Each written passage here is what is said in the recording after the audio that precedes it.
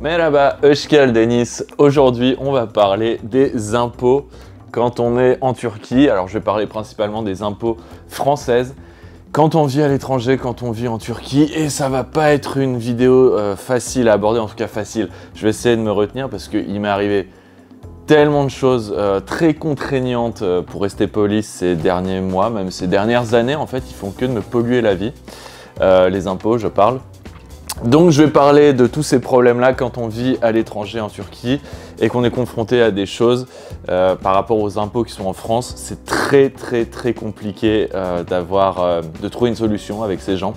Donc je vais vous expliquer mon cas et je vais vous expliquer les solutions que je peux apporter, notamment à ma situation évidemment, mais à la situation des autres personnes qui peuvent se retrouver dans mon cas. Donc voilà, cette vidéo est faite pour les gens, pour aider les personnes qui vivent à l'étranger, pas seulement en Turquie, mais dans d'autres pays hors Europe qui seront confrontés à des problèmes de ce type-là. Donc déjà, dans un premier temps, pour commencer, je vis en Turquie, ça va faire 3 ans. J'avais fait le nécessaire en partant de France pour arriver à Istanbul, donc j'ai fait Paris-Istanbul. J'avais fait le nécessaire avant de partir, j'avais changé mon adresse au centre des impôts d'ailleurs. Le centre des impôts Paris 19e, c'était l'enfer. J'avais passé une journée entière, je me souviens, en face parce qu'il y avait une file d'attente pour rentrer. Il y avait 3 personnes qui travaillaient dans le bureau des impôts et il y avait 40-50 personnes qui faisaient la file, enfin qui faisaient la queue pour rentrer à l'intérieur du bureau des impôts. C'était complètement ridicule, ils négligeaient vraiment les gens. Bon bref, c'est pas le sujet, je m'en souviens parce que voilà, passer une journée rien qu'à faire ça, voilà, ça a été fait. Ça a été, normalement, ça aurait dû être pris en compte et ça n'a pas été le cas. Donc il m'est arrivé plein de choses sur les 3 ans depuis que je suis ici, ça va faire 3 ans que je vis ici à Istanbul. Il m'est arrivé plein de choses, ils me retirent de l'argent sur mon compte principal français, puis ensuite ils me le remboursent 5 ou 6 mois après parce qu'ils s'étaient rendu compte qu'ils avaient fait une erreur. Ils me font payer des choses alors que je vis plus, comme je vous disais, depuis 3 ans. Donc il faut leur envoyer des mails, il faut discuter. En plus, on ne discute pas avec une personne, hein, on discute avec un robot sur le site des impôts, ce qui est super. J'ai eu mon compte qui a été bloqué, le compte des impôts qui a été bloqué parce que, apparemment, d'après ce que me disaient les impôts, c'est des gens qui auraient essayé de se connecter à mon compte. Et pour débloquer votre compte des impôts, maintenant, c'était pas le cas avant, parce que ça m'est arrivé plusieurs fois sur les 3 ans. Mon compte a été bloqué comme ça, et ils m'ont répondu que c'était des gens qui avaient essayé de se connecter à mon compte. Donc j'ai réussi 2 fois déjà par le passé à débloquer mon compte par appel téléphonique. Alors c'est un appel, évidemment c'est un appel international, donc ça coûte cher, et ça prend du temps. Ça prend du temps, parce que vous appelez, et vous tombez évidemment sur une boîte vocale, voilà, tapez 1 si vous voulez avoir tel service, tapez 2 pour avoir machin, mais ça prend, franchement, ça m'avait pris la moitié d'une journée, rien que d'avoir une personne au téléphone et lui expliquer mon problème. Et ça m'était arrivé 2 fois. Et j'avais réussi à débloquer mon compte les 2 fois. La 3e fois, parce qu'il m'est arrivé une 3e crasse, on va dire, du même ordre, hein, c'est-à-dire que mon compte était bloqué. J'ai retapé donc le numéro de téléphone à appeler. Pareil, taper 1 pour avoir ceci, taper 3 pour avoir ça, et voilà, et machin, pareil, ça prend des heures. Et je tombe sur une personne, donc je lui répète la même chose parce que je commence à être habitué. Je lui donne le même discours que les 2 fois précédentes, et là il me répond que là, cette fois-ci, on ne peut plus débloquer votre compte des impôts parce que c'est plus possible par téléphone, il y a eu trop de fraude, il y a eu trop de magouilles, voilà, la politique a changé au centre des impôts en France maintenant. Vous devez vous rendre physiquement dans un centre des impôts en France. Et quand on vit à 3000 km, on fait comment? Eh ben, il n'a pas réussi à me répondre. Il n'a pas réussi à me répondre, en fait, il m'a dit « Il faut, monsieur, que vous soyez en France pour débloquer votre compte, c'est tout ce que je peux vous dire ». Je sais bien que le mec, c'est pas sa faute, et je me suis contenu, enfin il faut tout le temps se contenir avec ces gens-là, avec ce système-là, avec ces procédures débiles. Bref, on se contient quoi. Donc j'en parle à ma famille, j'en parle à ma mère, etc. Ils partent se rendre au centre des impôts de ma ville natale, et on arrive à débloquer la chose, parce que j'avais fait une procuration à ma mère. Ça a marché, mais à l'avenir, je ne sais même pas si ça refonctionnera, s'il me bloque mon compte. Donc ce que j'ai fait, c'est que tout simplement maintenant, j'ai donné mes identifiants et compagnie à ma famille, quoi. Et je me connecte même plus sur mon compte des impôts. Parce que en fait, la Turquie, c'est un pays à risque, enfin un pays à risque en termes d'arnaque, en termes de magouille, d'arnaque sur Internet.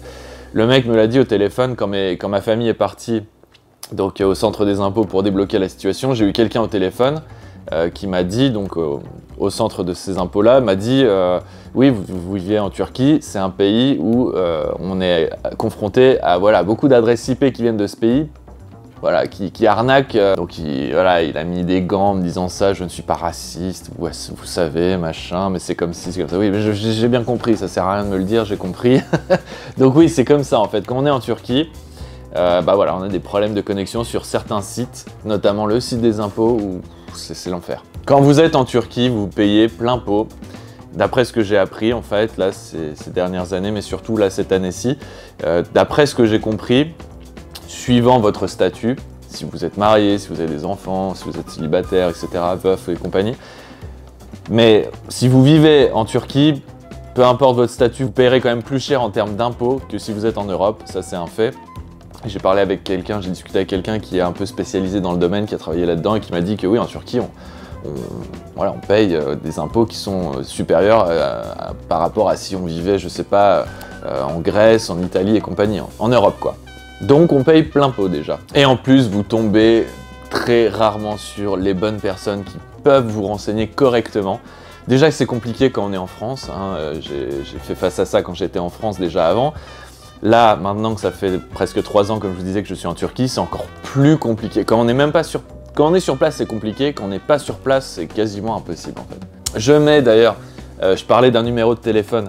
Le numéro de téléphone à joindre, si vous êtes à l'étranger, que vous soyez en Turquie ou dans un autre pays, en Australie, peu importe le pays dans le monde, vous avez un numéro de téléphone que je vais mettre là. Là, ici, normalement, ça devrait s'afficher. C'est le numéro de téléphone du centre des non-résidents. Donc, c'est le numéro de téléphone que j'ai appelé pour essayer de débloquer la situation.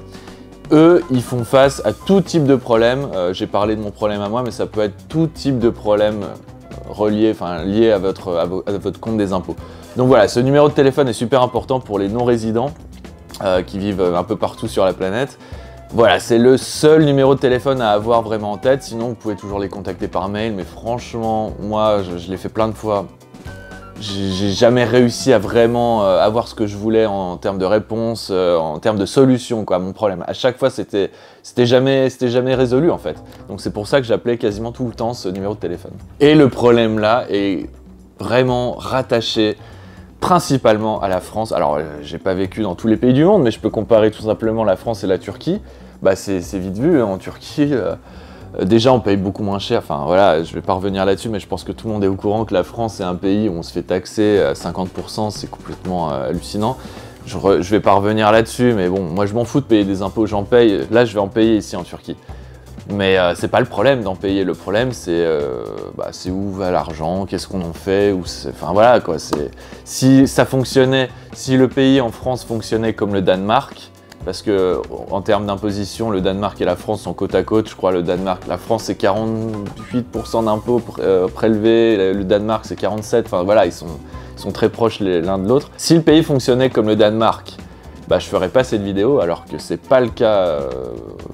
C'est non seulement pas le cas sur le problème que j'ai eu avec mon compte, mais c'est pas le cas aussi de manière générale sur le pays tout entier. Il y a plein de choses qui vont pas. Je dis pas que le problème c'est les impôts. En France, il y a plein de choses qui ne vont pas en France, mais les impôts c'est clairement un gros problème. Donc voilà, voilà ma vidéo sur les impôts parce que, enfin, je vois tout simplement en Turquie comment ça se passe. C'est comparé à la France, c'est le jour et la nuit. Déjà en Turquie, vous êtes payé, vous avez un salaire chaque mois. Vous n'avez pas à faire votre calcul fin de l'année pour donner tant aux impôts, combien je dois, enfin voilà, vous connectez à un site qui ne fonctionne même pas et compagnie, vous n'êtes pas prélevé 45-50% sur vos revenus. Tout est clair ici, tout fonctionne correctement, vous êtes prélevé 2 à 3 fois moins. Ouais, ça roule quoi. Moi j'ai encore des choses en France qui fait que je dois encore payer des impôts en France. Quand on est non-résident, c'est l'enfer. Donc voilà, c'était une vidéo un peu coup de gueule, mais aussi pour vous donner 2-3 solutions à des problèmes que vous pourriez avoir si vous êtes étranger, ou en tout cas si vous vivez à l'étranger. Sur ce, je vous laisse vous abonner. Si vous voulez plus de contenu sur la Turquie, c'est ici que ça se passe, 2 vidéos par semaine. Et donc à une prochaine vidéo. Ciao Kaline.